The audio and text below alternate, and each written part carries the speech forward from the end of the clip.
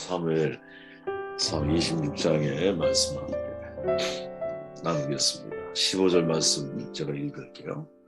다윗이 아브넬에게 이르되 내가 용사가 아니냐 이스라엘 가운데 너 같은 자가 누구냐 그러한데 내가 어찌하여 내 조왕을 보호하지 아니하느냐 백성 가운데 한 사람이 내 조왕을 죽이려고 들어갔습니다. 내가 행한 이 일이 옳지 못하도다. 여호와께서 살아계심을 맹세하노니 여호와의 기름 부음 받은 너희 주를 보호하지 아니하였으니 너희는 마땅히 죽을 자이니라. 이제 왕의 창과 왕의 머리 곁에 있던 물병이 어디 있나 보라 하니 반복을 통해서 학습을 잘 해야 한다라는 제목입니다. 반복적인 경험, 예전에 제가 말씀드렸지만 반복 경험 되게 중요하죠. 더 중요한 거는 반복 학습을 통해서 내가 그것을 잘 마스터하고 통과하느냐 아니면 반복 학습했음에도 불구하고 여전히 제자리에 머물러 있느냐, 이것이 우리의 미래를 바꿔놓을 수 있다라고 저는 생각을 해요. 사무엘상 26장은 24장과 매우 비슷하죠. 그죠? 그래서 일부 학자들은 동일한 사건인데 기자가 착각해서 2번 기록했다라고 주장하는 사람들도 있습니다. 근데 본문을 자세히 보면 서로 다른 두 사건을 신학적, 문학적 메시지를 전하기 위해서 연상기법이죠. 연상시키는 방식으로 묘사했음을 우리가 알 수 있죠. 주목할 것은 같은 사건을 2번 반복해서 경험하고 있는 다윗, 하나님의 특별한 교육 목적이 있음을 우리는 알게 되죠. 반복적인 경험은 여러분 하나님의 특별한 목적이 있는 거예요. 그리고 그 반복 학습 속에 나를 향한 특별한 하나님의 마음이 담겨 있는 거죠. 그것을 잘 캐치해내야 한다고 봅니다. 그런 관점에서 26장을 다시 묵상해 보면 다윗만 반복 학습을 받은 것이 아니라는 사실을 우리가 깨닫게 돼요. 사울도 그렇고 사울의 군대 장관이었던 아브넬도 반복 학습을 경험하고 있죠.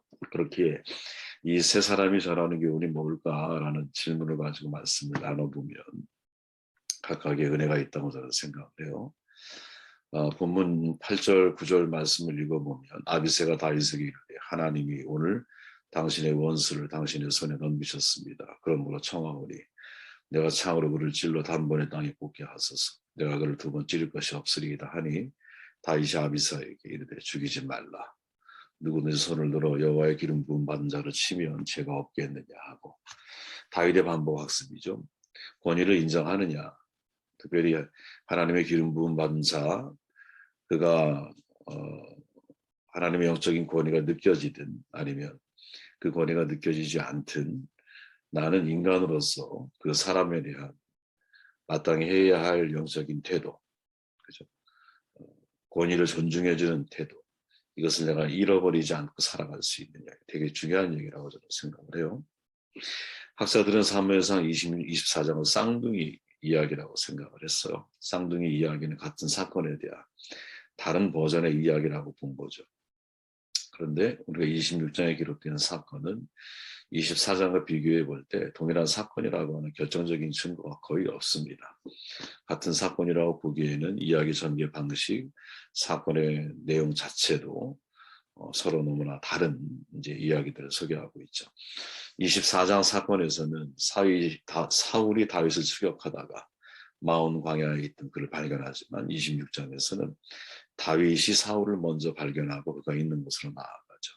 다시 말하면 다윗 더 이상은 쫓기는 자가 아니고 사울 관계가 끝날 날이 이제 멀지 않았다라고 하는 중요한 메시지를 그 속에 담고 있습니다. 하나님은 다윗에게 반복 학습을 통해서 훈련하시는 아주 중요한 게 있죠. 바로 하나님의 기름 부음을 받은 종에 대해서 어떤 권위를 가지고 우리가 그 사람을 대할 것인지. 배움 중에서 여러분 가장 효과적인 배움이 있다면 반복이거든요. 하나님께서 우리에게 중요한 것을 가르치실 때 항상 반복 학습을 시키시는 게 있어요. 여러분들의 인생에 반복되는 학습이 있었다. 그건 여러분들의 사명과 직결되어져 있다라고 생각하시면 됩니다. 예를 들어 개인적으로 사별의 경험이 반복됐다고 한번 가정해 보세요. 그것은 저의 미래의 사역과 직결되어 있는 거죠. 그리고 그 과정을 통해서 하나님이 인생의 가시에 대한 해석할 수 있는 힘을 훈련시키셔서 가시를 통해 하나님의 계시를 볼 수 있는, 그렇게 가시가 나에게서 하나님에 대한 원망과 불평의 조건이 아니라 오히려 그 가시로 인하여 약함을 자랑할 수 있게 되네. 약함을 통해서 하나님의 강함이 나의 삶 가운데 드러나는 이러한 신앙의 성숙이 우리에게 반드시 있어야 한다라는 거죠.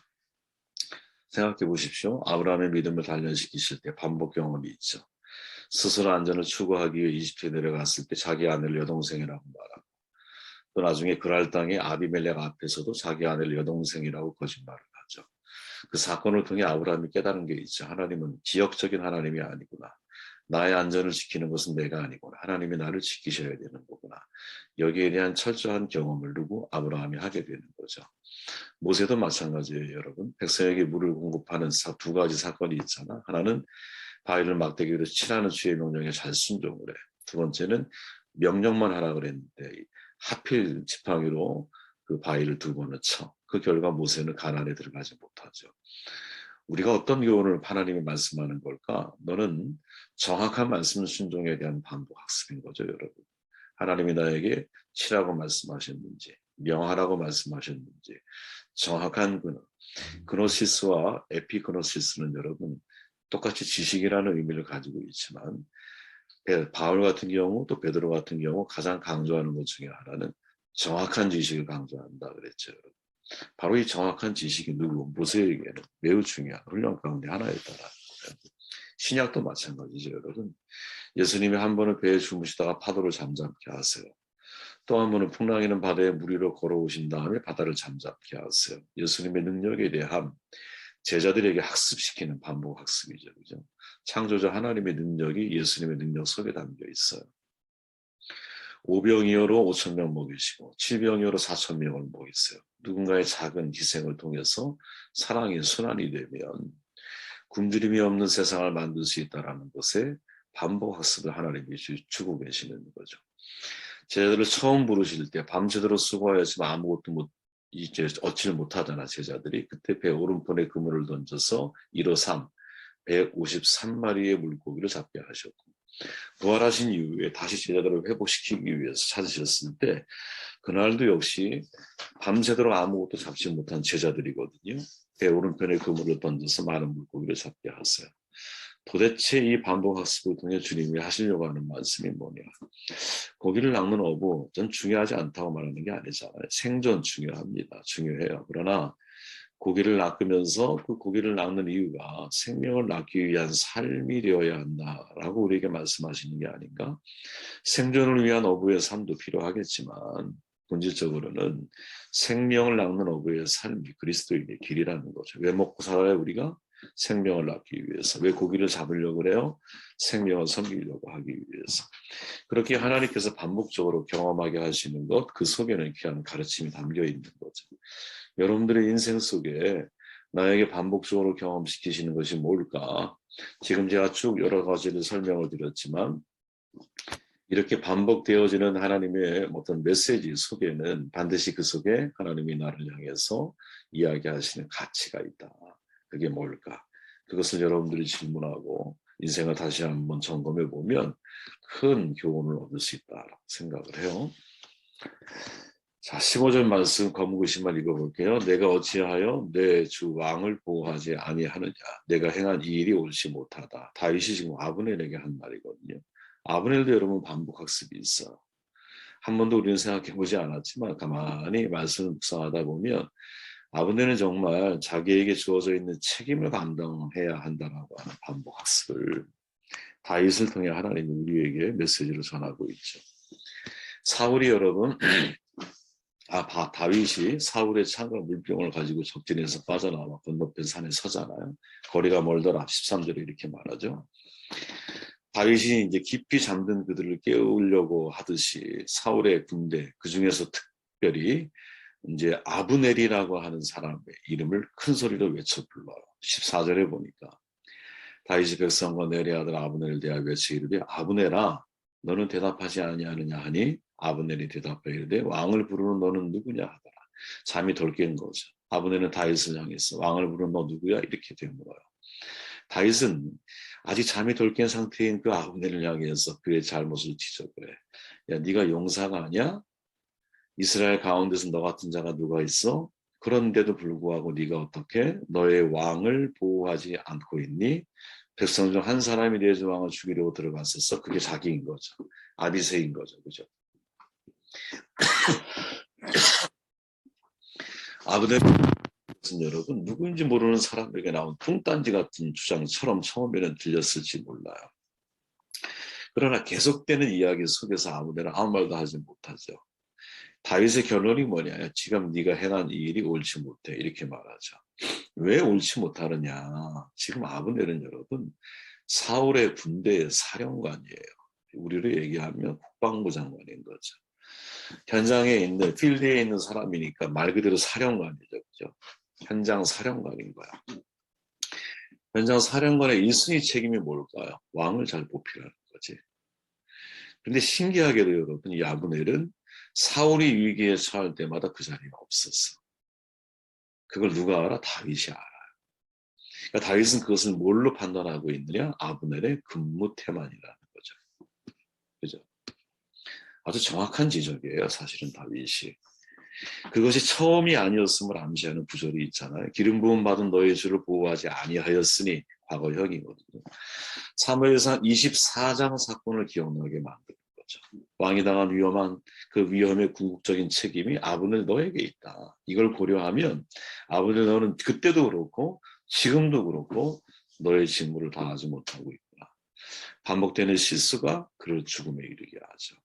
이 아브넬은 여러분 이게 습관이었어요. 성경 전체를 놓고 아브넬을 보면 전에도 다윗을 못 알아본 적이 있거든요. 사울이 골리앗을 죽인 젊은이가 누구의 아들이냐 이렇게 물었을 때 그 옆에 아브넬이 있었는데 뭐라고 말하냐면 왕의 사심으로 맹세하노니 내가 알지 못하나이다. 바보 같은 인간 아니에요? 근데 사령관이면 골리앗과 싸워서 승리한 사람이 누구인지 적어도 그 뭐라 그럴까요? 그 과정이나 결과나 이런 것들에 대한 파악을 다 끝내야 되는 게 맞는 거 아니겠어요? 최소한 지나가는 사람도 알 수 있을 것 같은데, 그죠? 사울이 죽은 이후에 여러분 북방 지파 지배하는 가장 강력한 장군이 누가 아브넬이 돼요. 나중에 여러분 이제 이스보셋인가요? 사울의 막내 아들 걔 살았잖아. 걔를 통해서 막구 정치를 하려고 하듯이. 그러다 결국 죽음을 당하죠. 누구에게? 요압에게. 근데 요압이 이 아브넬을 불렀을 때 이 바보 같은 사람이에요. 요압이 어떤 사람인지 잘 알거든요. 다윗을 보하지만 야망이 있는 사람이었어. 다윗은 죽이지 말라 말했는데 요압이 죽이죠. 그런데 그가 조용히 부를 때 의심 없이 따라가다가 결국 죽어요. 이게 무슨 말이냐면 이 아브넬은 여러분 자기의 그 직책에 맞는 그 뭐랄까 상황 파악하는 능력, 자기의 어떤 실력을 갖추는 것, 자기 그 역할에 맞는 책임, 이게 최선을 다하는 거, 근신함으로 그것을 감당하는 거, 이 모든 것들이 결여되어져 있는 사람이라는 거지. 그러니까 사울을 2번 죽이려고 했던 과정, 그때 살렸던 다윗이 뭐를 간파하고 있냐면 군대 사령관이 자기 일을 제대로 하지 못하고 있구나. 제가 이게 한 번의 실수가 아니었던 거예요. 반복적인 실수였던 거예요. 적어도 여러분 이 아브넬은 자기 직책에 대한 책임 능력을 갖춰야 되는 거거든요. 내가 맡은 일에 대해서는 최선을 다해야 되는 것이고 그거에 대해서 내가 책임을 져야 한다는 거지. 군대 사령관이 사울을 책임 안 지면 누구를 책임집니까? 그렇지 않을까요? 왕을 책임을 안 지면 누구를 책임을 지겠어? 타이탄을 침몰할 때 여러분 불과 50km 떨어진 곳에 캘리포니아 호가 항해하고 있었다 그러잖아요. 50km 바다에서 조금만 성능되면 1시간이면 갈 수 있는 가까운 거예요. 배가 이제 기울기 시작할 때 그 후로 몇 시간 더 걸렸으니까 기울기 시작할 때 타이타닉호 무선사들이 필사적으로 구조 요청을 보냈다 그러죠. 근데 캘리포니아호에 무선사 한 사람이 있었는데 무전기를 꺼놓고 잠이 들었어. 그게 대참사를 만든 거지. 그죠? 물론 그 타이타닉호가 여러분 여러 가지 뭐 뉴욕에 이제 여러 가지 은행 뱅크 세계은행인가요? 만드는 과정에서 뒤에 비하인드 스토리가 되게 많이 있죠. 그죠? 일부러 가라앉혔다라는 왜 거기에 탔던 사람이 그 은행을 만드는 과정에서 반대표로 던졌던 사람들이 그 안에 있었고 그들이 이제 바다에서 수장된 거죠. 그래서 결국 그게 통과가 돼서 이제 미국이 이제 새로운 어떤 보이지 않는 세력이 이제 토대를 만드는 중요한 그런 이야기도 있어요. 그건 실제 이야기이기 때문에 뭐 잘못된 이야기다라고 말하기 좀 어려울 것 같아요. 아무튼 그럼에도 불구하고 이 무선사가 만약에 무전을 들었다면 침몰해가는 배이지만 얼마나 많은 생명이 사실은 살아날 수 있었겠어요. 그죠? 이게 책임의 문제라는 거지. 토마스 칼라일이 영국의 대문호잖아요. 그대가 하는 일이 위선하다고 낙심하지 마. 하는 일을 하나님께서 그대에게 맡기신 가장 중요한 일이라고 생각을 해라. 키플링의 말도 있죠. 나라를 위해 충성을 다하는 것은 별다른 것이 아니야. 보이는 연장을 잡아 눈앞에 있는 작은 일에 최선을 다하는 거야. 참 이게 우리는 잘 안 보인다는 게 문제야. 그죠? 나라에 충성을 다하는 총 두고 밖에 나가야 될 것 같은데 그게 아니구나. 지금 나에게 있는 연장 가지고 내 눈앞에 있는 내가 감당해야 할 그 일에 최선을 다하는 거. 그런 각각의 최선들이 모여서 그 작은 영웅들이 토마스 칼라일의 말에 의하면 큰 영웅은 여러분 작은 영웅들이 세워서 만들어주는 거야. 그 작은 영웅들이 많은 것이 건강한 세상이 되는 것이겠죠. 어쨌든 아브넬 불행한 인물이에요. 왜? 자기 직책에 책임을 다하지 못했던 것이 결국 파멸에 이르게 만들죠. 마지막 사울 21절 사울이 이르되 내가 범죄하였도다. 내 아들 다윗이 돌아오라. 다윗아 돌아오라. 내가 오늘 내 생명을 귀하게 여겼은즉 내가 다시는 너를 해하려 하지 아니하리라. 내가 어리석은 일을 하였으니 대단히 잘못되도다 하는지라. 자 이렇게 생각하시면 돼요. 다윗은 사울을 죽이지 않는 반복 훈련했잖아. 그죠? 그러면 반대편에 있는 사울은 뭐예요? 자신을 살리는 반복 학습이 있는 거죠. 그죠? 사울은 죽이지 않는 걸 훈련받았다. 다윗은 사울은 나를 살리는 훈련을 계속 받는 말이야. 그죠? 다윗은 기름 부음 받은 종의 생명을 함부로 취하지 않는 것, 상대의 권위를 존중하는 것, 나아가 하나님의 말씀을 내가 순종하는 것으로 요약할 수 있다면 사울의 반복 학습은요. 자기 말에 책임을 지는 거죠. 왜? 생명을 보존했을 때 다윗을 축복하잖아. 그리고 그 약속을 기억하고 행동으로 옮겨야 되는 것이죠. 그래서 내 스스로 왕이 되고 왕을 유지하려고 하지 않는 것으로 요약할 수 있는 거지.